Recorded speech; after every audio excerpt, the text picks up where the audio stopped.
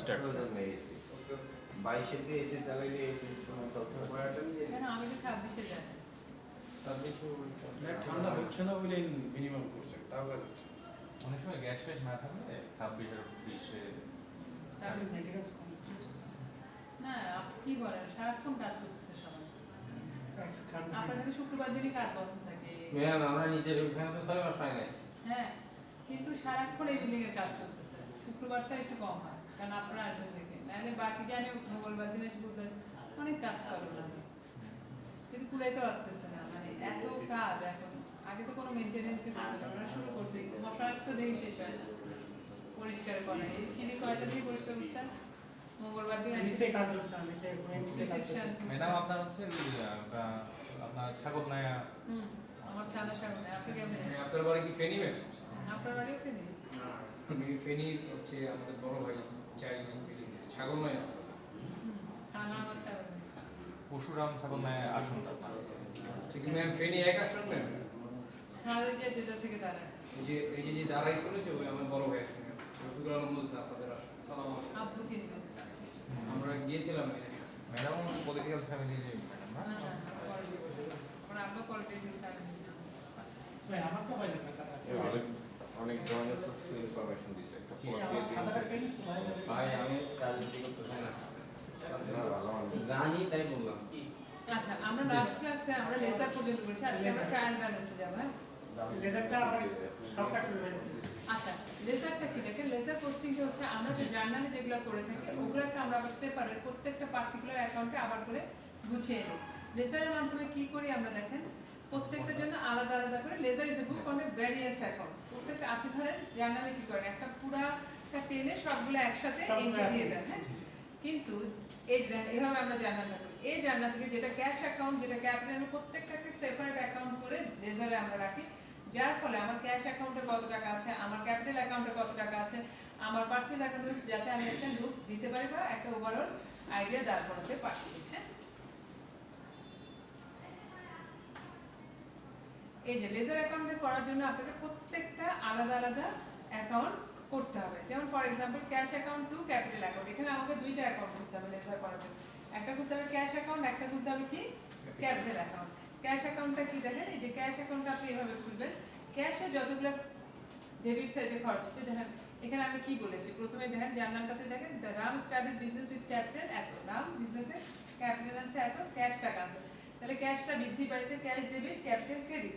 Cash অ্যাকাউন্টে আমার লিখতে হবে যে ক্যাপিটাল অ্যাকাউন্ট এত টাকা 10টা ডেবিট। কেন ক্যাপিটাল লিখেছি, এই নামটা না রাখলে আমার কি হিসাবে টাকাটা আসছে ক্যাশে আমি বুঝতে পারবো না, তো লিখেছি ক্যাপিটাল হিসেবে, কিন্তু ডেবিট সাইডে ছিল, ডেবিট সাইডে থাকবে।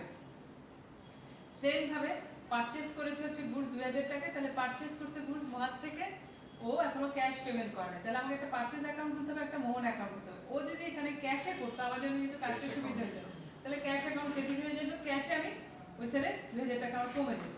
কিন্তু ও যেহেতু ক্রেডিটে করেছে, তাহলে আমার পারচেজ অ্যাকাউন্টটা করে পারচেজ অ্যাকাউন্টটাতে আমাকে শো করতে হবে যে মোহন অ্যাকাউন্ট এত, আর আমার cash account, purchase account, capital account সব নামে নামে প্রত্যেকটা। কিন্তু আপনি দেখেন যে purchase account, capital account, cash account এবং সেলস অ্যাকাউন্ট কমন থাকে, প্রত্যেকের নামগুলো হয়তো কয়েকটা করতে হবে। এই চারটা অ্যাকাউন্ট ছাড়া আপনি তো বিজনেস করতে পারবেন না। আপনি যদি ব্যবসা শুরু করেন, আপনার একটা ক্যাশ অ্যাকাউন্ট লাগবে, একটা ক্যাপিটাল অ্যাকাউন্ট লাগবে, একটা সেলস হবে, একটা পারচেজ হবে, এই চারটা কমন। আর বাকি যার যার নামে যদি কোনো খরচ থাকে ওগুলো আলাদা আলাদা অ্যাকাউন্ট খুলে ওইভাবে করতে, ঠিক আছে? অ্যাকাউন্ট মানে কি ম্যাম, চারটার জন্য চারটা আলাদা লিস্ট রাখতে হবে? এই যে এরকম করে করবেন। ক্যাশ অ্যাকাউন্ট যেটা যত রকমের ক্যাশ ট্রানজাকশন, যেটা ডেবিট সাইডে হবে সেটা ডেবিট, যেটা ক্রেডিট সাইডে হবে সেটা ক্রেডিট দিবেন। ক্যাপিটাল অ্যাকাউন্টে যেটা ক্রেডিট সাইডে হবে ক্রেডিট।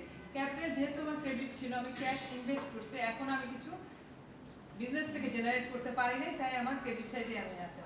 পারচেজ আমি যা যা করেছি মোহন থেকে করেছি, পারচেজ আমার গুডস আসছে, এটা বাড়লো, এখন ব্যালেন্স শিটে এটা। সেলস অ্যাকাউন্ট, ওদের সেলস হয় নাই দেখে এখানে সেলস অ্যাকাউন্ট আছে। Sales account, purchase account, capital account এবং ক্যাশ অ্যাকাউন্ট আপনি থাকবে, চারটে। বাকিগুলো হচ্ছে আপনার ভ্যারি করবে। এখন এক্সামে কি রকম হবে? একদম আমি জার্নালটা দিয়ে দেবো, আপনার শুধু লেজারটা করবেন। লেজারটা করে ম্যাডামকে দিয়েছিল জানা, এখন সেখান থেকে জানা লেজার করে দিলে আর মিলাতে হবে ম্যাম, এটা করব না এগুলো দুই সেট মিলবে না। তারপর কিভাবে পদ্ধতি করা দিবেন আমাদের, না হলে এটা করিয়ে দিয়েছি দিচ্ছি। কিন্তু তো আচ্ছা, আমি ম্যাডাম সে কথা যে আমরা মানে বোর্ডে কিন্তু লিখে দুইটা, একটা ডেবিটও হবে একটা ক্রেডিটও হবে না কিন্তু এরকম ছিল আমিও বুঝতেছি না টাকা দিয়ে বোর্ডে করে বোঝাই কি যাবে আমি তাহলে আমি বোর্ডে করছি দেন আমি তিনটা হ্যাঁ দুইটা দুইটা একটা তিন চার তিনটা আমি চারটা করে দিই তাহলে হ্যাঁ আপনারা তাহলে বুঝবেন। সুবিধা হবে। এটা বোর্ডটা একটু কভার করে না জি এই ক্যামেরাটা কি দেখেন নাম স্টার্টেড বিজনেস হ্যাঁ আমি জার্নালটা করে করতে হবে হ্যাঁ জানাটা দিবেন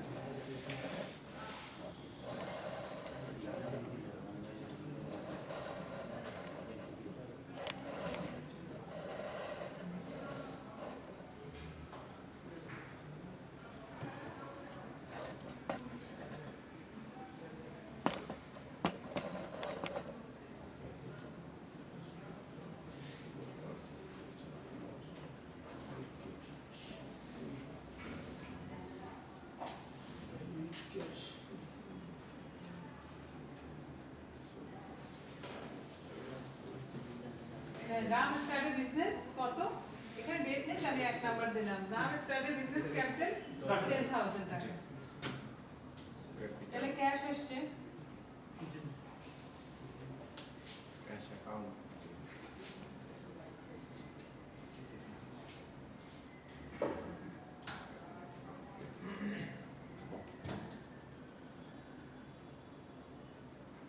এটা কি এক নম্বরে করতেছেন হ্যাঁ তো এখন দেখেন এটা লেজারটা কি হবে আমার এটা লেজারটা আপনি কি হবে দেখেন ক্যাপিটাল হতে একই হবে নাকি ক্যাপিটাল হলো ক্রেডিট হ্যাঁ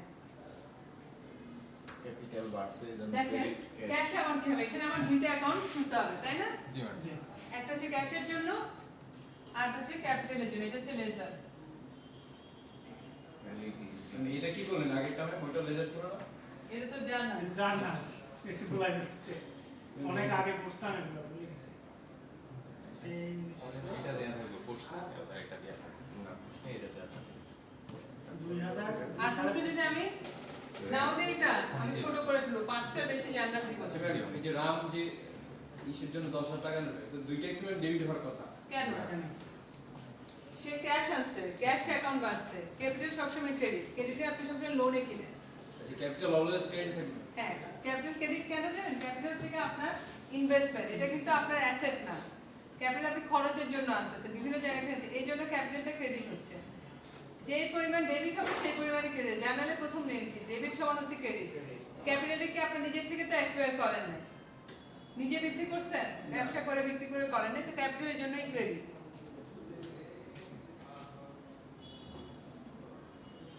এটা হচ্ছে ডেবিট সাইড এটা হচ্ছে ক্রেডিট সাইড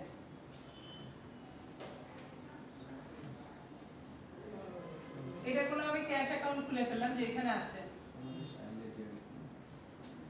তো এক নাম্বারটা লিখে আমি লিখবো যে এখানে ক্যাশ অ্যাকাউন্ট ক্যাশ অ্যাকাউন্টে আমার ডেবিট হয়েছিল 10,000 টাকা আপনি লিখে ফেলেন এখন কি নামে ডেবিট হয়েছে আপনার কি কোন জায়গায় এই ক্যাশ অ্যাকাউন্টটা কোন জায়গায় আপনাকে ইনক্রিজ করছে ক্যাশ ক্যাশটা ইনক্রিজ হয়েছে কিভাবে কি নামে ক্যাপিটালে আপনার ইনক্রিজ হয়েছে তো ক্যাপিটালটা এখানে লিখবেন হচ্ছে গিয়ে ডেবিট সাইডে ক্যাপিটাল নামে লিখে রাখবেন যাতে আপনার পরবর্তীতে সুবিধা হয় খুঁজে পেতে এখানে আবার ডেবিট হয়ে যাবে ম্যাম ক্যাপিটাল আবার ডেবিট ক্যাপিটাল ডেবিট না ক্যাপিটাল সবসময় ক্রেডিট এই যে এর সাথে সাথে একটা খুলবেন হচ্ছে ক্যাপিটাল অ্যাকাউন্ট দেখেন ক্যাপিটাল অ্যাকাউন্টে আপনাকে নামটা লিখছেন নাম লিখতেছেন ক্যাপিটাল কিভাবে লিখছেন এই যে দেখেন ক্যাশ এটা তো পুরোটাই ক্যাশ অ্যাকাউন্ট ক্যাশ অ্যাকাউন্টে ক্যাশ অ্যাকাউন্ট ছিল ডেবিট তো 10,000 টাকা আমার ক্যাশে ডেবিটেই আসবে ডেবিট সাইডে আসছে এখন এই ক্যাশটা কি কোথা থেকে আমি পেলাম কোন জায়গায় আমার ইমপ্যাক্ট করছে আমার ক্যাপিটালে ইমপ্যাক্ট করছে এই জন্য ক্যাপিটালের নামটা রাখছেন কিন্তু এটা ডেবিট সাইড আছে এবং এই যে দেখেন ক্রেডিট সাইডে যে আমি দেখাচ্ছি যে এখানে আমি দেখাচ্ছি যে ক্যাপিটালে যে ক্যাশ হিসেবে আসছে অথবা ব্যাংকে যদি ক্যাপিটালটা রাখতেন ধরেন আপনি বললেন যে আপনি এটা চেকের মাধ্যমে আনছেন তাহলে আপনি কিন্তু ব্যাংকের অ্যামাউন্টটা বৃদ্ধি পাইতেন তখন ওই ব্যাংক অ্যাকাউন্ট খুলে ওইখানে লিখে রাখতো যে ক্যাপিটাল এত ক্যাপিটাল আছে আপনার ব্যাংকে এখানে আপনি লিখবেন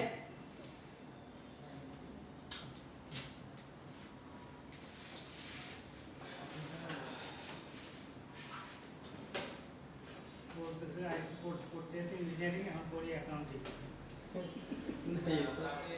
ইন্ডাস্ট্রি দিবেন কোম্পানি বন্ধ করবেন এগুলো আপনার কি মনে হয় ইন্ডাস্ট্রি দিতে হবে না ইন্ডাস্ট্রি অনেক বড় জিনিস চাকরি চাকরি করছিল না ম্যাডাম একটা ছোট আপনি স্টেবিলাইজার কিনে বিক্রি করেন না, কস্টিং করতে হবে না, ইনোভেশন করেন নতুন নতুন। এই যে এখন খালি ইলেকট্রিসিটি সমস্যা, কোনগুলোতে দেখেন ইনভার্টার এসি সব কম কম খরচ করে ওগুলো বের করে না ইনভার্টার টেকনোলজি। এটা করতে গেলে আপনাকে কস্টিং করা লাগবে, কস্টিং করা লাগলে আপনার অ্যাকাউন্টিং লাগবে। এক ইঞ্জিনিয়ারিং স্টুডেন্ট জাভেদুল স্যারকে কনফারেন্সে জিজ্ঞেস করছিল যে স্যার আমরা ইঞ্জিনিয়ারিং পড়তে আসছি কিন্তু আমাদের এখানে অ্যাকাউন্টিং পড়ায়, কি বাংলা পড়ায়, সোশ্যাল সায়েন্স পড়ায়, বলতেছে তুমি কয়টা পড়ো, মানে এই সেমিস্টারে তোমার কয়টা আছে, নন টেক, বলতেছে একটা।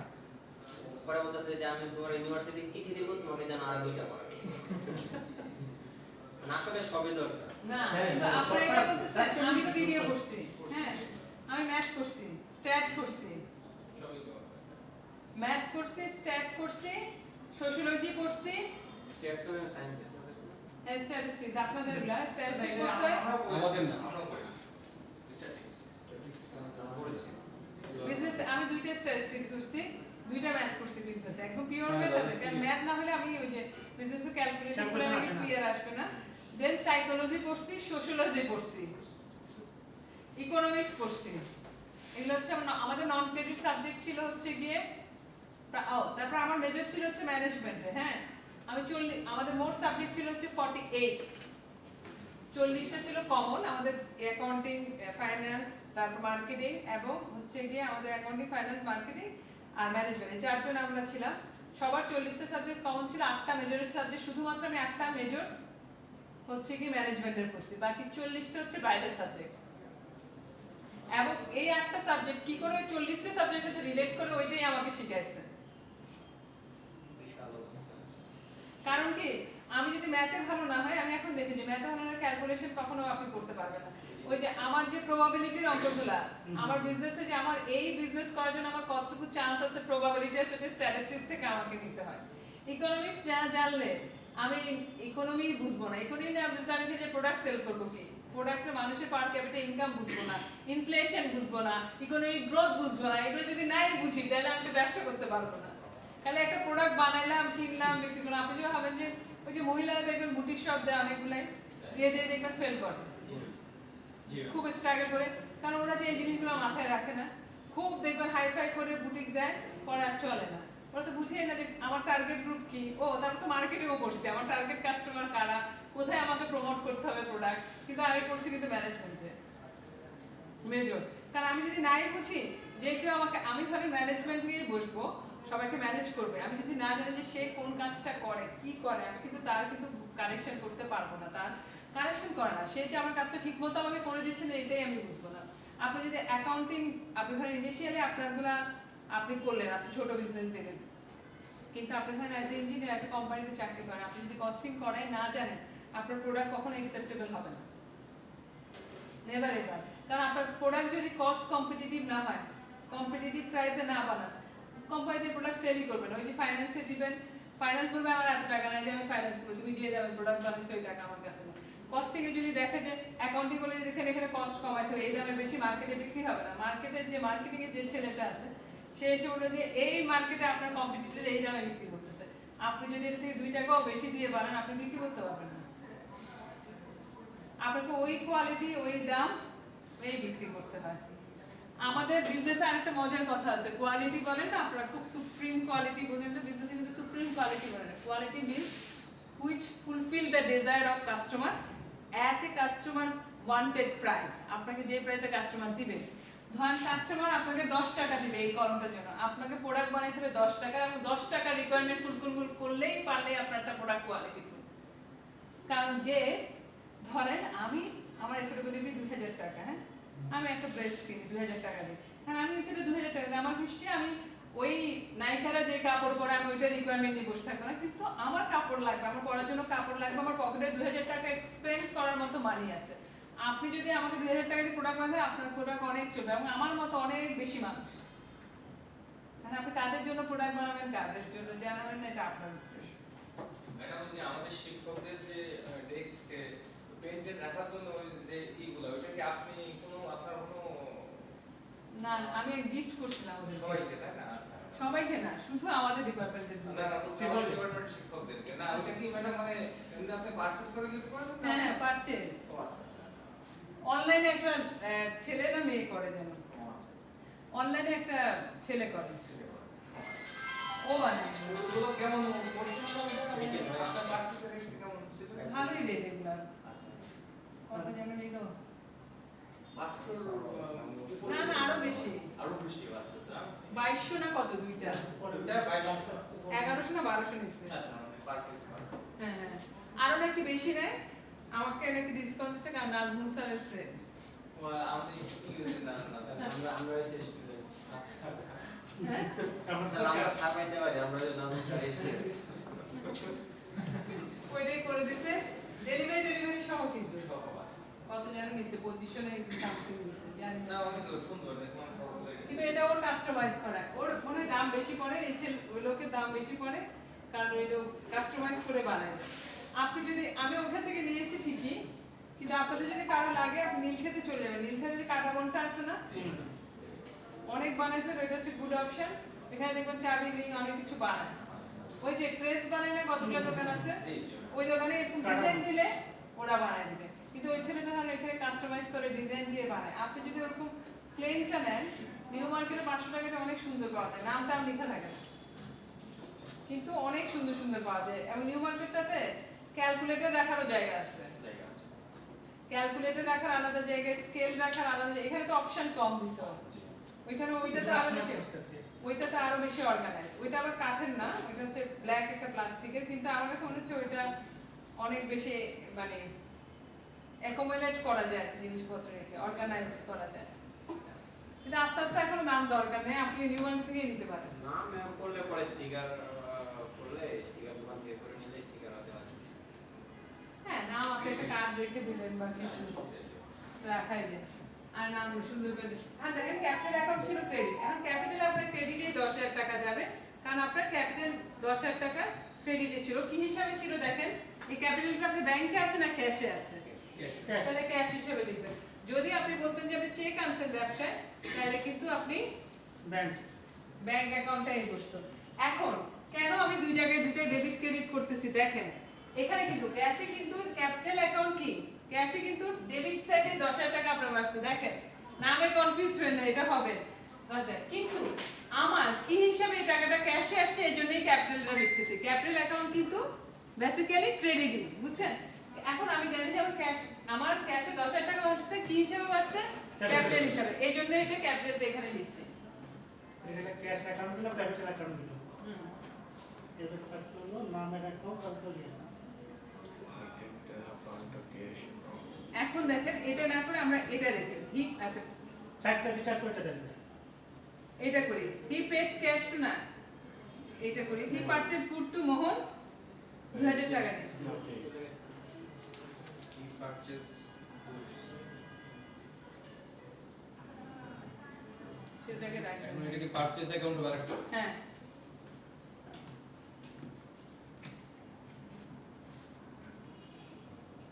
এই যে রান্না আসতেছে।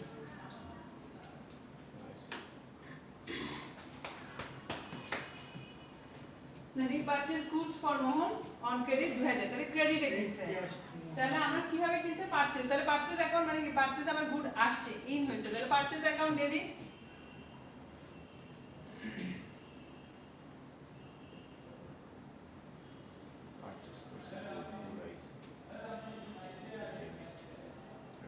কার থেকে কিনছে, মোহন। টু বাই এগুলা নেসেসারি না লেখা, বুঝছেন? এখন অনেক জায়গায় লিখে না, এটা আগে ট্রেডিশনাল তো বুকটা, এই জন্য লিখতেছে।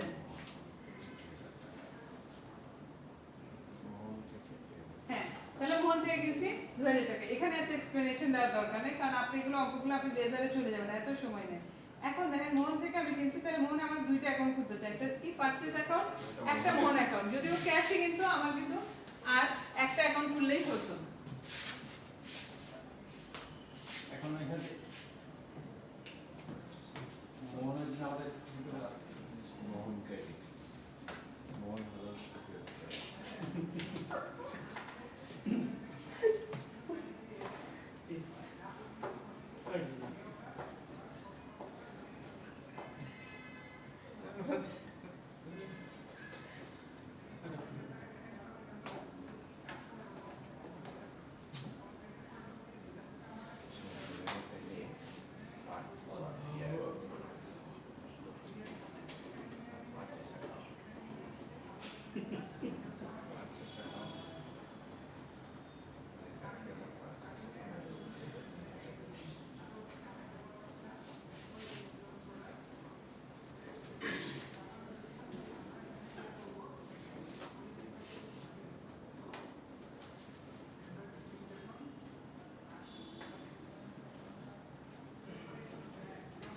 এখন দেখেন এই যে মোহনেরটা যে গেছে পারচেজে দেখেন, তাহলে পারচেজ অ্যাকাউন্ট আমি দেখছি মোহনের কোন সাইডে ছিল দেখেন। এটা দেখবেন। হ্যাঁ, তো পারচেজ অ্যাকাউন্ট আমি করলাম, পারচেজ অ্যাকাউন্টে আমার দেখেন ডেবিট সাইডে আমার প্রোডাক্টটা আসছে, কার কাছ থেকে আসছে? ম্যাডাম এটা ক্যাপিটাল অ্যাকাউন্ট হবে এটা? কোনটা? ওই উপরে ক্যাপিটাল অ্যাকাউন্ট আছে। হ্যাঁ, ক্যাপিটাল অ্যাকাউন্ট পারচেজ অ্যাকাউন্ট করতেছি, জায়গা হচ্ছে দেখে মুছে আবার আগেরটা করলাম। আচ্ছা তিনটা হচ্ছে এখন। হ্যাঁ, একটা ক্যাশ অ্যাকাউন্ট, একটা ক্যাপিটাল অ্যাকাউন্ট, একটা না, পার্সোনাল না, অ্যাকাউন্ট। ক্যাশ অ্যাকাউন্টে ওকে এখন দুইটা হবে শুধু পারচেজ আর মোহন অ্যাকাউন্ট। এটা তো আগেরটা ওইটা আগেরটা। আচ্ছা এখন হচ্ছে ক্যাপিটাল আর হলো পার্সেল। ক্যাপিটাল ক্যাশ আসবে না এটা। অ্যাকাউন্টে ওকে তো বুঝে নিতে কিন্তু ভাই একটু। মোহন অ্যাকাউন্ট মোহন কি বলেন? বুঝেন আমার সাথে বলেন কথা। বলতেছে মোহন গ্যাঞ্জাম পাচ্ছি। জ্ঞানজাম করেনি। মোহন রসা হয়। এখন দেখেন বলছি আমি মোহন অ্যাকাউন্ট ক্রেডিট, হ্যাঁ, পারচেজ অ্যাকাউন্টে আমার প্রোডাক্ট বাড়ছে, কার থেকে আমি প্রোডাক্টটা নিছি? মোহন থেকে। মোহন থেকে। এটা তো ডেবিট হবে তাই না? হ্যাঁ, মোহন নামে মোহনের ডেবিট। ক্রেডিট। আবার মোহনের কাছে গেলে আবার ক্রেডিট মোহনের কাছে, মোহন তো আমার কাছে পারচেজ, মোহন আমার কাছ থেকে টাকা পায়, পায়। সেই জন্য মোহনের এখানে আমার ক্রেডিটই লিখতেছি। মোহন তো টাকাটা ক্রেডিট, এখন আমি তো টাকা দেই না ওকে, এই জন্য ক্রেডিট কি হিসাবে সে দিছে? সে দিছে হচ্ছে কি আমাকে পারচেজ করছে দেখে, মানে সে বিক্রি করছে দেখে পারচেজ অ্যাকাউন্টের জন্য ডেবিট ক্রেডিটে আমার থাকবে, মোহনকে আমার টাকাটা দিতে হবে। গুডস আমার এখানে বেড়ে গেছে, কার কাছ থেকে গুডস ইন করছে? মোহনের কাছ থেকে, এই জন্য মোহনের নামটা দিলাম। আর মোহনের কাছে, মোহন আমার কাছে টাকা পায়, কি হিসাবে টাকা পায়? আমি যেহেতু মোহন থেকে পারচেজ করেছি, সেই জন্য মোহন আমার থেকে টাকা পায়। ওখানে কি পারচেজ লিখবো আমরা? হ্যাঁ, পারচেজ অ্যাকাউন্ট ক্রেডিট লিখবেন, পারচেজ নামে এটা ক্রেডিটেই থাকবে, কারণ মোহনকে আমি এখনো টাকা দেব পারচেজের জন্য 2000 টাকা। 2000 টাকা এখানে দিচ্ছি। তিনটে করতে হচ্ছে। চারটা, একটা, তিনটে, চারটা। এখন গেল তো? এখন দেখেন এর পরেরটা আপনাদের বুঝতে সুবিধা হবে। এখন কি করছে? হি পেড ক্যাশ টু মোহন 1000 প্রথমটা তো ঠিক ক্যাশ অ্যাকাউন্ট। প্রথমটা ক্যাশ অ্যাকাউন্ট 10,000 টাকা লিখে রাখবেন। ওইটা আগেরটা প্রথমেই তো এটা ওটা তো আগেরটাই বাদ। বাদ কেন? আপনি সবগুলো করতে না হবে। এটা তো একটা না এটা টোটাল একটাই অঙ্ক।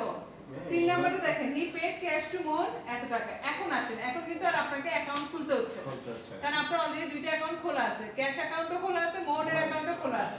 এখন যেটা আপনি করবেন, মোহনকে আপনি ক্যাশ দিয়ে দিয়েছেন, তাহলে এই আমি পেইড মানে আমি হ্যাঁ হি পেড আমি মাল কিনছিলাম বাকিতে আমি টাকা দিয়ে দিলাম। ওনার মানে ওনার হচ্ছে আপনি, তাহলে আপনি হচ্ছে কি করছেন? মোহন টু ক্যাশ, মোহনকে দিয়ে দিয়েছেন 1000 টাকা। 1000 টাকা। আপনার মধ্যে মোহন ও 1000 টাকা দিয়ে দিয়েছি ডেবিট ক্যাশ 1000। তাহলে এখন আমার ক্যাশ অ্যাকাউন্ট থেকে 1000 টাকা কমে যাবে ক্রেডিট। আমি অলরেডি মোহনকে দিয়ে দিয়েছি। মোহন আমার কাছ থেকে ক্যাশে, এই দেখেন মোহন আমার কাছ থেকে ক্যাশে 1000 টাকা রিসিভ করে ফেলছে। আমার থেকে 2000 টাকা পেল মনে না। ক্রেডিট। মোহনে হবে হ্যাঁ ডেবিট হবে 1000 টাকা। মানে ফার্স্ট কথা হচ্ছে সবকিছু জানালে ঢুকবে, জানাল থেকে পরে সেপারেট হয়ে যাবে। হ্যাঁ সেপারেট হয়ে যাবে। এটা কি ম্যাম জাবেদা বলেন? যাবে তো হচ্ছে জান্নাত, জান্নাত। আর এটা হচ্ছে কতিয়ার। কতিয়ার। তারপরে এক করা দুই করা নয় করা। আচ্ছা দেখেন এখন আবার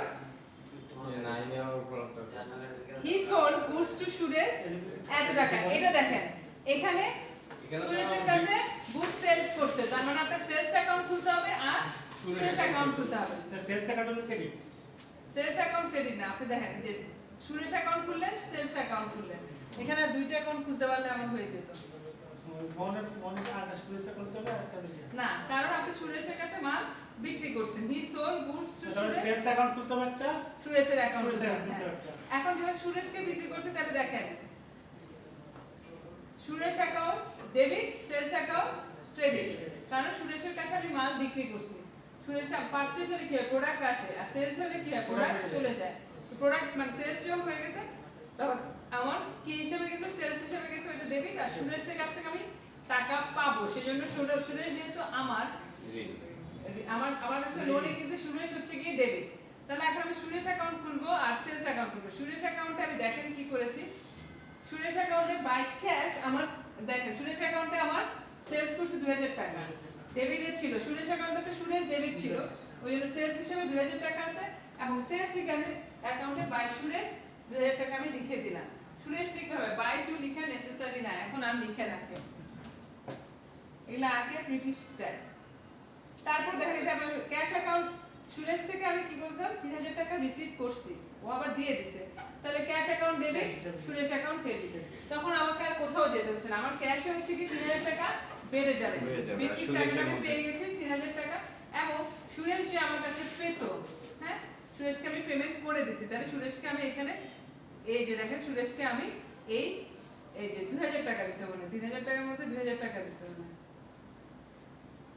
না গুডস আচ্ছা হি রিসিভ ক্যাশ ফ্রম সুরেশ 3000 টাকা ও সুরেশকে দিছে গুডস সোল করছে 2000 টাকা কিন্তু সুরেশ আপনাকে 3000 টাকা মানে আর 8000 টাকা এক্সট্রা দিছে আচ্ছা তাহলে হচ্ছে কি দেখেন Suresh to cash account to Suresh তো ক্যাশ অ্যাকাউন্টে তো আমি সুরেশ থেকে 3000 টাকা বাড়ালাম আর সুরেশকে তাহলে আমি 3000 টাকা আমি ওকে ক্যাশে দিয়ে দিব কারণ ও আমাকে আসলে বেশি দিয়ে দিছে আমি সুরেশকে গুডস দিছি কত 2000 টাকা ও দিছে 3000 টাকা পরে বাই ক্যাশ অ্যাকাউন্ট 1000 টাকা ব্যাংক দিতে হবে 1000 টাকা আপনার এক্সট্রা থাকবে পরে আমি হিসাব করব যে আমি আমার কাছ থেকে ইয়ার এন্ডে যে আমি হিসাব করব কে আমার কাছ থেকে টাকা পায় কে না পায় ডেবিট সাইডে থাকলে মানে হচ্ছে ওগুলো সব আপনার অ্যাসেট ক্রেডিট থাকলে হচ্ছে এগুলো আপনার সব লায়াবিলিটি এখন দেখেন পরে তো হচ্ছে কি paid he further purchase goods from Mohan 2000 টাকা আবার পারচেজ পারচেজ অ্যাকাউন্ট দিবি মোহন অ্যাকাউন্ট ক্রেডিট একই ভাবে আমি মোহনকে দেখাবো পারচেজ অ্যাকাউন্টে 2000 এবং মোহন অ্যাকাউন্টে 2000 টাকা দেখাচ্ছি এখন পর্যন্ত মোহনকে আমি 1 টাকাও দিই না 1000 টাকা মনে দিছি তারপর দেখেন মোহনকে আবার সে ক্যাশ পে করছে হি পেড ক্যাশ টু মোহন 1000 টাকা তাহলে ক্যাশ অ্যাকাউন্ট ডেবিট মোহন অ্যাকাউন্ট ক্রেডিট ক্যাশে আমার মোহন হিসেবে 1000 টাকা যাবে এবং ক্যাশ দেখেন ক্যাশ অ্যাকাউন্ট আচ্ছা মোহনকে আমি টাকা দিয়ে দিয়েছি Mohan account debit cash account credit তো ক্যাশে আমার 1000 টাকা চলে যাবে এবং মোহনের এখানে আমি 1000 টাকা ডেবিট সাইডে আমার বেড়ে যাবে কারণ মোহনকে আমি শোধ করে দিয়েছি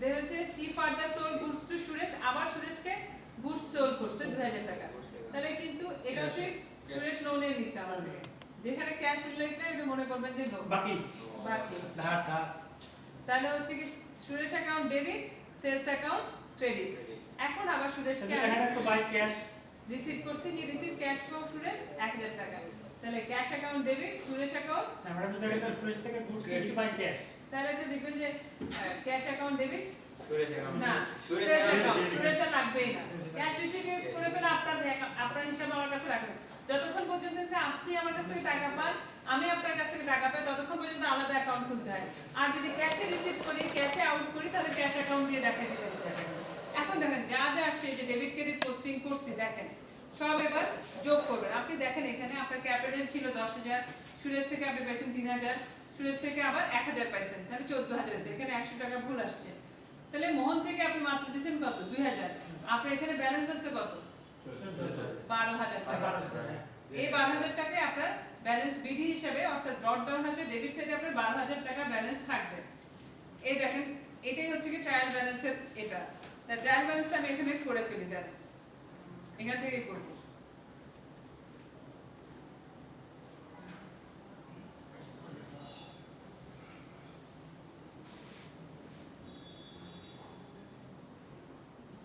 যারা কমার্স করে ওদের কাছ থেকে তো শুনি শুধু চারুদা ডেবিট ক্রেডিট এটাই কি পরে সারা এই কেন আপনার ফিনান্সিয়াল অ্যাকাউন্টিং আছে আপনারা তো ওগুলো পড়ছেন না আমরা পড়ি হচ্ছে কি এটা তো আমি হিসাব বিজ্ঞান এটা হচ্ছে অ্যাকাউন্টিং যারা অ্যাকাউন্টিং এ পড়ে তারা এটা পড়ে তারপর হচ্ছে ম্যানেজমেন্ট অ্যাকাউন্টিং আছে যেটা আপনারা পড়েন না তারপর হচ্ছে ম্যানেজারিয়াল অ্যাকাউন্টিং আছে যেটা আপনাদেরকে পড়ায় না যেটা তারপর হচ্ছে গিয়ে কস্ট অ্যাকাউন্টিং আছে দেন হচ্ছে গিয়ে মানে এগুলো আরো চারটা ভাগ আছে এটা বেসিক করছেন আমরা শুধু আমরা basic। হচ্ছে পুকুর করি। আর মাথায় ছেড়ে আর আমরাও কিন্তু মানে যারা অ্যাকাউন্টিং করে ওরা আরো কি করে জানে, এর বাইরেও আমি যদি ম্যানেজমেন্টে পড়ছি, আমি আরো পড়ছি ম্যানেজেরিয়াল অ্যাকাউন্টিং, ম্যানেজেরিয়াল ইকোনমিক্স, কারণ যেহেতু আমি ম্যানেজমেন্টে পড়তাম, মানে ম্যানেজমেন্টে অ্যাকাউন্টিং কিভাবে করবেন। দেন হচ্ছে কি ফিনান্সিয়াল অ্যাকাউন্টিং, ফাইন্যান্সের কোর্স এটা কিন্তু ফিনান্সিয়াল ম্যানেজমেন্ট, ফিনান্সিয়াল কারণ ম্যানেজমেন্টের সাথে এগুলো কিন্তু দুইটা সব, এগুলো কিন্তু আমি একটা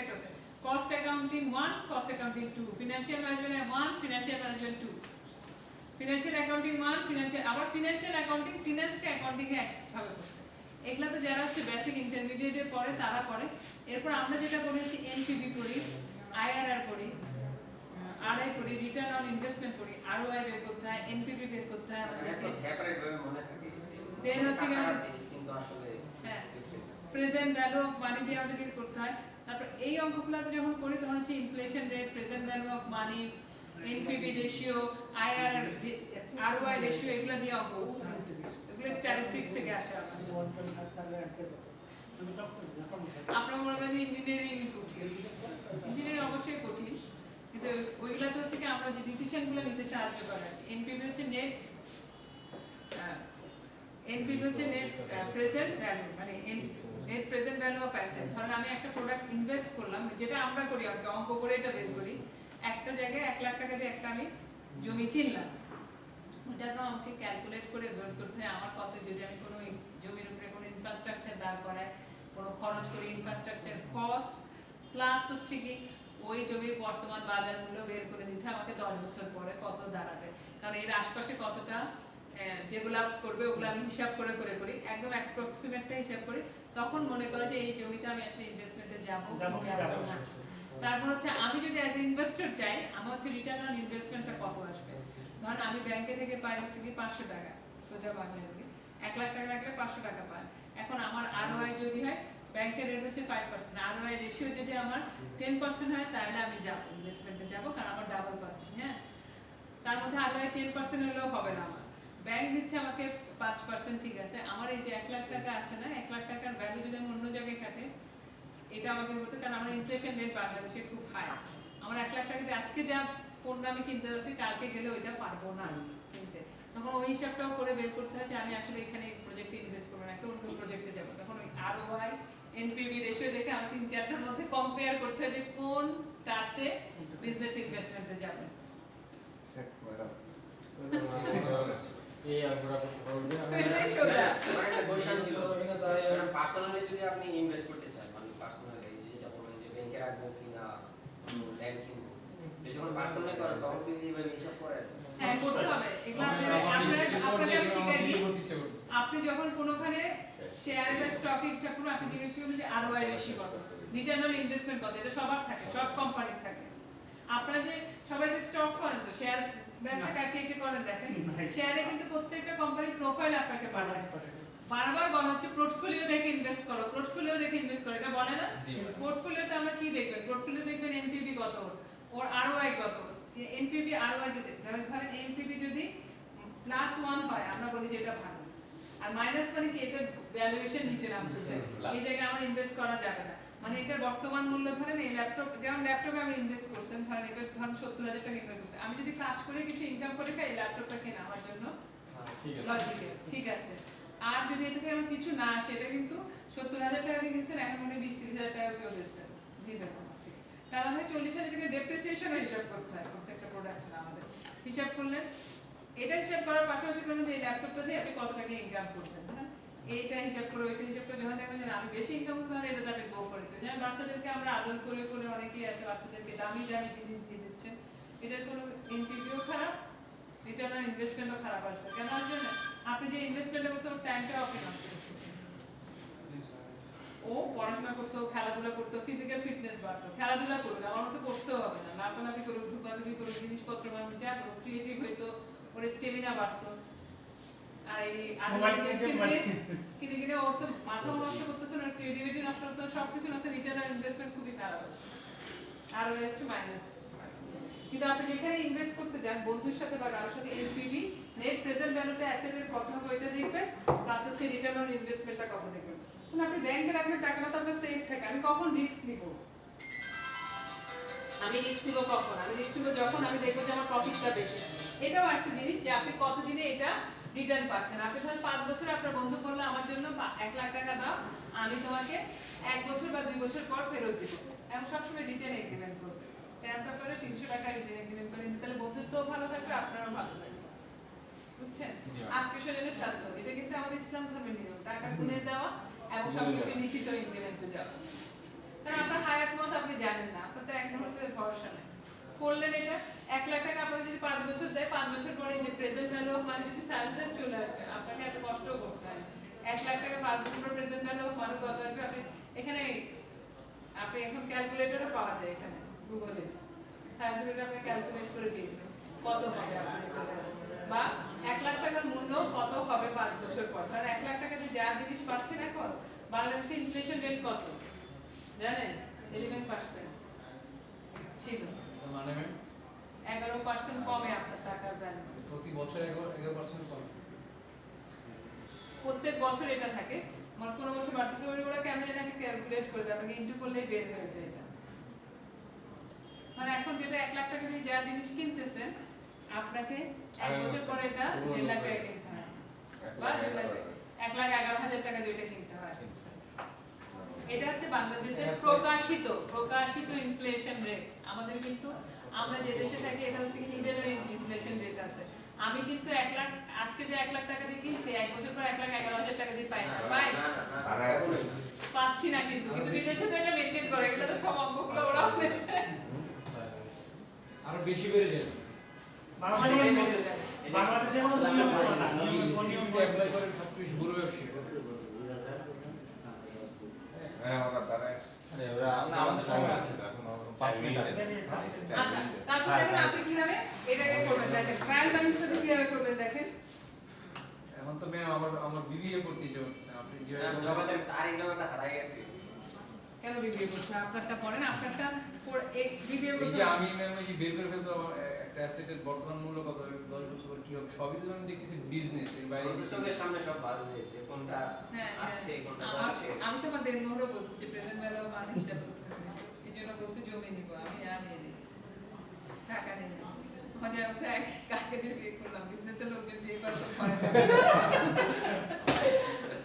কারণ আপনি জমি যদি নেয় সবচেয়ে বেশি আমাদের বাসায় সবাই জমি দিচ্ছে। আমার ভাবিকে আমি বলছি তুমি, আমার ভাবি ইঞ্জিনিয়ার না ইঞ্জিনিয়ার, ইয়ারবি থেকে পাস করছে। তাই বলছি ভাবি তুমি ল্যান্ড দিয়ে দাও, ভাই একে বলে তোমাকে যে টাকা দিচ্ছে বলে আমি গয়না কিনে দিয়েছি আমি গয়নাও তো ভালো। গয়না ভালো, কিন্তু গয়না আমার ইয়ার কষ্ট তো বেশি। এই কষ্ট ওই যে বিক্রি করতে গেলে তো আমি সেম টাকা পাই না, আমার এই যে আমি বিয়ে করতে চাই। 25% বাদ যায়। তারপর হচ্ছে আপনার গয়না ভালো, মানে আমি গয়নাতে ইনভেস্ট করতে পছন্দ করি না, কারণ হচ্ছে গয়না হচ্ছে কি আপনার শুধু লাক্সারি আইটেম ছাড়া কিছু না। আমি আমার ভিডিও করছি, আমার হচ্ছে কি ল্যান্ড কিনলেন, আমি না চাষ করি, একটা মানুষ কাজ করছে, আমার একটা সৎকা হলো ওর পরবর্তী জীবনের জন্য ইনভেস্টমেন্ট, আর আমার তো দামও বাড়বে এই জীবনের দুইটাই পাইলেন। আর গয়না কিনলে শুধু হচ্ছে আপনার মানে সব খরচ একটা গুণা আরও ভাগ হচ্ছে, আর লাভ নাই। ম্যাডাম হচ্ছে ল্যান্ডের না ল্যান্ডে দেওয়া লাগে না, কারণ হচ্ছে কি ল্যান্ডে আপনার হচ্ছে কি মানুষজনের খাবার উৎপাদন হচ্ছে, ওইটা যদি বেশি আপনার খাওয়ার উৎপাদনের পর বাড়তি থাকে ওইটার উপরে জাকাত হয়। আর হচ্ছে কি আপনার ধর পশু পাখি খায়, মাটির নিচে জীব রেখে অনেক জিনিস আছে, এই জন্য ল্যান্ডের জাকাত হয়। জায়গাটা এমনি গহনা অনেক বেশি থাকলে তো দেয় না, না 7.5 করে 7.5 করে হলে তো ভালোই হতো। মানে মনে থাকে না এই জায়গা বেশি জায়গা হ্যাঁ দেয়, এই অবস্থা জায়গা বসলে অনেক জায়গা যারা দেয় কখনোই দেয় এই জায়গা দেয় অনেক অনেক অনেক জায়গা তো বলুন না জাকাত না দিলে চলতেছে। যে দেয় না সে দেয় না। জাকাত দিতেই হবে আপনার। আর জাকাত কিন্তু মানে যারা দেয় না তারা আমি জানি না, কিন্তু জাকাত কিন্তু আমি চ্যারিটি করতেছি, মানে আমার ধর্ম, মানে আমি যে ধর্ম মানি, জাকাত হচ্ছে আমার গরিবের আমার হক। হ্যাঁ এটা তো আমি যে এত লাক্সারি জিনিস করতেছি, এত লাক্সারি জিনিস খাচ্ছি, আমার সমানে যাতে আসে এই জন্য আমি হক দিয়ে এটাকে সমানে আনছি। মানে ধর্ম যদি মানি তাহলে অনেক সুন্দর, কিন্তু আমাদের ধর্মদের সঙ্গে মিস রিপ্রেজেন্ট করে, সবাই ওই জিনিসগুলো বলে না। আমি যদি জাকাত দিই আমার কিন্তু ট্যাক্স হয়, ইসলামের জাকাতই হচ্ছে ট্যাক্স। এই যে ট্রায়াল ব্যালেন্স হচ্ছে আপনার যে অ্যাকাউন্টে ডেবিট থাকবে সেটা ডেবিট যাবে। এখানে যেমন ডেবিটে আপনি যখন ব্যালেন্স করে আসবেন, ওই যে 12,000 টাকা আছে 12,000 টাকা, এখন দেখবেন যে দুইটা সাইডই ট্রায়াল ব্যালেন্স মানে কি? ট্রায়াল ব্যালেন্স হচ্ছে কি আপনি এইগুলাকে ফিনান্সিয়াল যে প্রফিট লস অ্যাকাউন্ট করার আগে ট্রায়ালি আপনি এটা করে দেখেন যে আপনার হিসাবগুলো অ্যাকুরেট আছে কিনা। অর্থাৎ আমার যে অ্যামাউন্টে আমি ডেবিট করেছিলাম সেই অ্যামাউন্টে কিন্তু আমার ক্রেডিটে আছে, তাহলে আমার ডেবিট এবং ক্রেডিট মিলে যাওয়ার কথা। ট্রায়াল ব্যালেন্স আমরা করে দেখি যে আমার ডেবিট ক্রেডিট অ্যাকাউন্ট মিলেছে কিনা, সমান হয়েছে কিনা। সমান হয়েছে না কিভাবে বুঝবো? সব যখন অ্যাকাউন্টগুলো উদ্বৃত্তগুলো লিখবো এবং সব যখন যোগ করবো আবার দেখবেন যে ব্যালেন্সটা সমান আসছে, তার মানে আমরা এটা। কারণ দেখেন আপনার যদি কাছে টাকা নাই থাকে আপনি খরচ করবেন কোথা থেকে? অবশ্যই আপনার মেইন টাকা এবং খরচের টাকা সমান হবে। আমি যেটা উদ্বৃত্ত সেটা তো উদ্বৃত্ত লিখতেছি, ক্যাশে আমার 12,000 টাকা রয়ে গেছে, এখানে রয়ে গেছে, তাহলে আমার দুইটা ব্যালেন্স মিলে যাওয়ার কথা না? মিলে গেলে বুঝবেন যে ট্রায়াল ব্যালেন্স ঠিক আছে। তারপরে যে আপনি প্রফিট লস অ্যাকাউন্ট করবেন, বিজনেসে আমরা প্রফিট লস অ্যাকাউন্ট করি যে তখন যে এইসব হিসাবগুলো করি। ট্রায়াল ব্যালেন্স করব কি এই যে প্রত্যেকটা অ্যাকাউন্টের ব্যালেন্সগুলো আসবে না, যেগুলো এক্সট্রা থাকবে না। এই যে ধরেন আমি ক্যাশ অ্যাকাউন্টে এক্সট্রা আছে, দেখেন এখানে, এই যে দেখেন ক্যাশ অ্যাকাউন্টে আমার করার পর এক্সট্রা আছে কত? ক্যাশ অ্যাকাউন্টে আমার এক্সট্রা আছে ক্রেডিট সাইডে, মানে আমার বাড়তি খরচ হয়েছে। আমার ইনকাম ছিল হচ্ছে গিয়ে 11,000 কত টাকা ছিল, আমাকে এক্সট্রা দিতে হয়েছে আর কি, লোন টোন করে আমি এটা করছি। 580 টাকা আমার ক্রেডিট ছিল, 580 টাকা আমি ক্রেডিটে লিখবো ক্যাশ অ্যাকাউন্ট হিসাবে, আনছি 500 টাকা।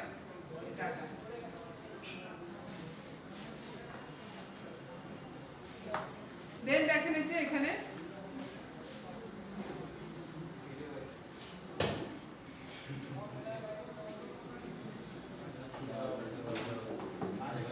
দেখেন আমার হচ্ছে কি 200 টাকা ছিল ক্যাশে, 200 টাকা আমার ব্রড ডাউন হয়েছে, সিডি ছিল, এখানে 200 টাকা আমার ক্রেডিটে যাচ্ছে, এখানে বিডি আসছে 580 টাকা। এটা কিসে?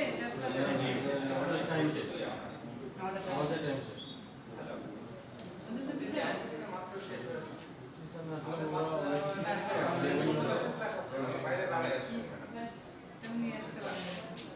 তা আমরা এটাই হচ্ছে কি লেজারের ট্রায়ালটা কি করতে হবে আমাদের? ট্রায়ালটা আমি নেক্সট ক্লাসে করাচ্ছি। না পরীক্ষা কি আমাদের